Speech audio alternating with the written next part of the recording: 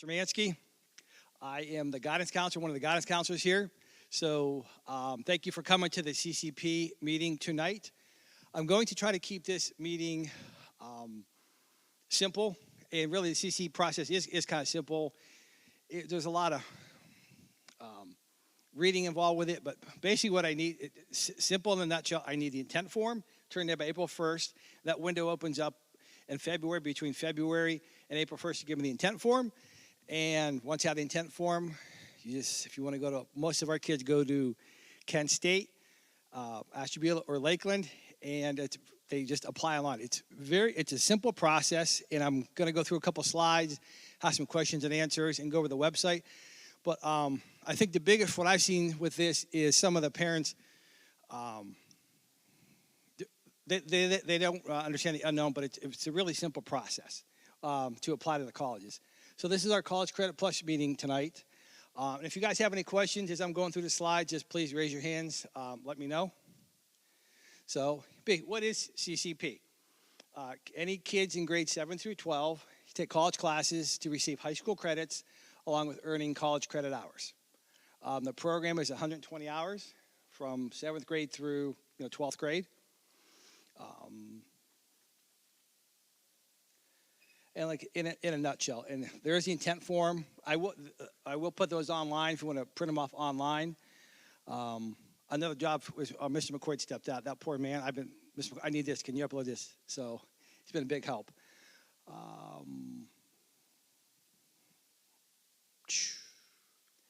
So just kind of self-explanatory right there. And I'm also going to put this presentation uploaded to the website too. Let me see here. Again. Number 10, if you give me the intent form, that it's non-binding. I just need that by April 1st. So that's that. The remediation scores, if you guys want to take English or a math class there, these are your ACT scores or the Accuplacer. You would have to contact your advisors at the college of your choice. We do have I did mention Kent, Beulah, Lakeland. We also have a few kids who attend Lake Erie. You would have to work with their counselors and set up a test for the Accuplacer to see where you will qualify for a math or an English class. So that's that. This little requirement come out, 3 years ago now, about the mature content form. That's a separate form that you fill out and you have to give to the college. Basically what it is, that professors have academic freedom to say and do what they want in the classroom. Remember, you may have a 12-year-old or 16-year-old, 15-year-old. They may be sitting next to somebody my age, your age. So they just have academic freedom to say and teach what they want to teach. So your kids may hear some words that they don't hear at home. They may hear it on the bus, but not at home. So that's just a form that has to get turned in. Whoops. Weighted courses. Under the law, and any English, math, science, or social studies is weighted like an AP class. We have APs here, and they're weighted so they're equal weights. But in the four core classes here.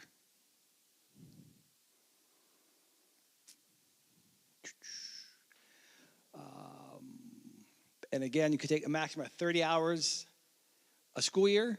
You could take classes in the summer.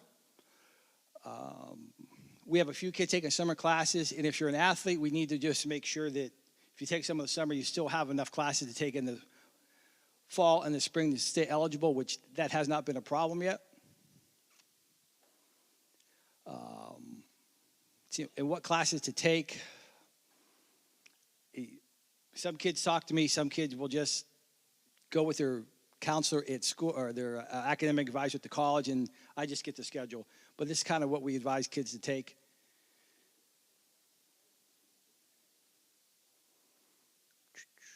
Let's see here. So this is the little formula for the high school credits. If you take a 3-hour class, it counts for 1 high school credit. And this comes into play for sports eligibility.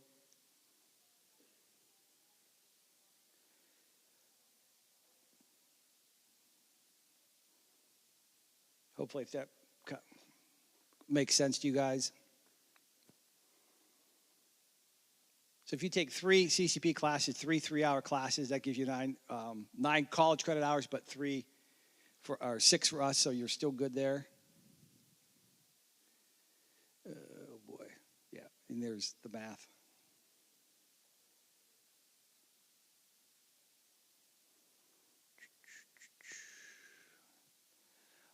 Dropping the CCP class. I do run into a little bit of issues with kids who change their schedules. Kids don't always tell me, and the advisors at the schools don't tell me. And it comes to report card time, I get the report cards or the grades from the colleges. I'm like, well, Chase, you never told me you dropped this class or you added this class. So if you guys do go, please communicate with me if you added a class or dropped the class. It could have some implications for eligibility, payments to the school. So just make sure you guys communicate with me. And don't think your colleges will just email me. I'm still struggling with one school to get accurate records. And the cost. This is tuition free. If you as long as they have the form before April 1st, the school board pays for the tuition. And they pay for the books. Some kids over the years have went over the 30 hours, and they paid the difference, which probably it wasn't bad because it was still a better rate than they can get as a true freshman. If you fail a class and you meet the qualifications, you will be billed for the tuition. It's about $160 per credit hour. I'm not trying to scare anybody, but usually every semester, fall and spring, we have one child failing for whatever reason. Sometimes they miss an email. They don't understand how to use the Blackboard through Kent State. There's a little mishap, but please don't be that one. Some kids just don't go to class. Well, I don't want to be here at Geneva, so I took these classes at Kent or Lakeland, and, they get a little bit of freedom. Some of them can't handle it, but most of our kids do well.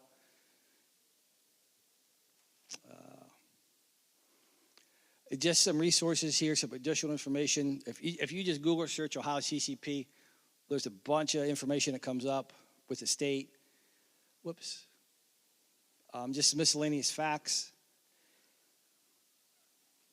Yeah, when you do graduate, if you did CCP, let's say you're at Kent and you're going to Ohio State or Youngstown State, Cleveland State, you would have to get your transcript from Kent to send it to your next school. It will be on your Geneva transcript, but they won't count that as college credit. You're going to have to get that yourself from the school for probably $20 to mail a piece of paper. We do have a Google Classroom, CCP Classroom for the kids, so to try to keep them engaged in what's going on at school. I think that's been going pretty good. And there's obviously the social media avenues out there to stay engaged. And just some more. The FERPA right in the middle. The schools have waivers you can sign with your kids because the professors will not talk to you even though they are minors.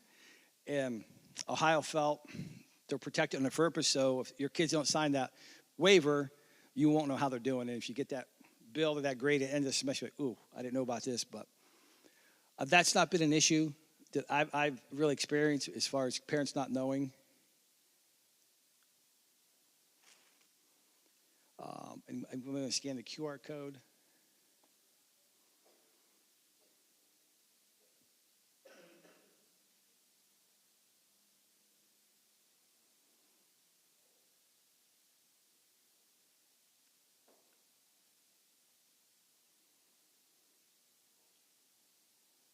Good, and then keep going on. Whoops. This is the video. I'm not going to play the video for you because it's about 6 years old, but it's just part of my original slide. If you guys want to watch it online. And I kind of stole this from ATEC a couple years ago because the big push for college, and at least my generation, I'm in my 50s now, my dad said, you got to go to college. Sometimes all the colleges, you just don't earn economic success depending on your degree. But I just threw this up here, and I did steal this from ATEC, full disclosure. Little fender bender. And all the occupations up there, and where do you get your college degree at? I just got to put just some food for thought up there. So maybe I should have threw an accountant in there somewhere, because if you own a tow truck company, you're going to need an accountant. All those businesses would need an accountant. Just some food for thought.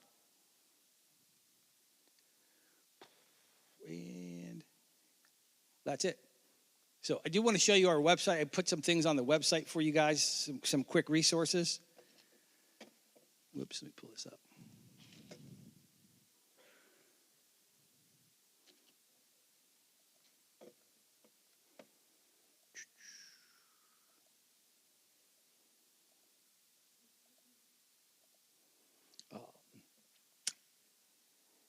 This little link here is more information about CCP from HOD Department of Higher Education.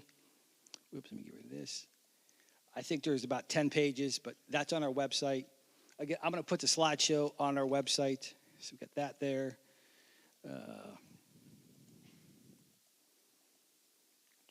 Here, probation. Yeah, if you do fail class or drop a class and get withdrawn failure, you will be on probation. You can only take one class the following semester. I've not run into that yet. Here's our annual notice. The letter's been up there. And here's a pathways for Lakeland. And we have to have 2 pathways with a local college. So I put Lakeland and Kent, we have kids at both, are most popular. If you click on these pathways, dive into some of these. Some of the popular programs are the medical fields. If you want to be an RN, LPN, X-ray tech, you guys live in a really good position where you got Lakeland that way and Kent this way. Really good position. If you want to, I've seen the most success with the kids who start at Kent or start at Lakeland and stay there, because Lakeland does have the whole center that branches out. But are any kids in here thinking about the medical field, RN? You're in a great position. I would guide you, if you want to start either school, stay on there to maximize your time and money. They do say if you go to the transfer module, the credits are supposed to guarantee the transfer, but moms, dads, guardians, what's the golden rule? There's 2 guarantees in life: death and taxes. So I'm just doing this presentation. What transfers to the colleges? Most of them should transfer, but depending on where you go, private schools, some of the higher public schools, that's on your own. I can tell you that if you graduate with 60 hours and you think you're going to come in as a sophomore, a true sophomore, and graduate in 3 years in college, I don't think it's going to happen. Hopefully it does, but I don't think it's going to happen. Will this save you time and money? Most definitely. But here's Kent's all pathways. You guys could. I'm not going to go through every slide in here with these, but that's on our website. You guys can go through with those links. So. Again, it's a pretty simple process. I get the intent form. I like to schedule a conference with the child and the parent or the guardian to talk about the ins and the outs and just go from there. It's pretty simple. So I don't know if I had to slide with the books, but Kent State, the kids are responsible. The board's responsible for books for both ways. Lakeland rents the books to the kids, and the kids have to return those at a certain date. Through the years, I've had about 3 kids not return the book, so I just pass that bill to the parents. Sometimes the book gets in on time, other times they got to pay the bill. Kent, I like to work with the kids on the schedules because I got a whole boatload of books saved up, and I just reissue the books because the school board owns the books. They're just like your kids' textbooks or the Chromebooks. The board owns them, so I try to get those back. It is a little challenge for me to schedule with the kids because kids schedule different times. So in future reference, Amazon's got the best prices on the books. So when you guys are traditional college students, check Amazon. So I think that's all I have, folks. Again, I'll put the slideshow up here, and that's it. Any questions from you guys?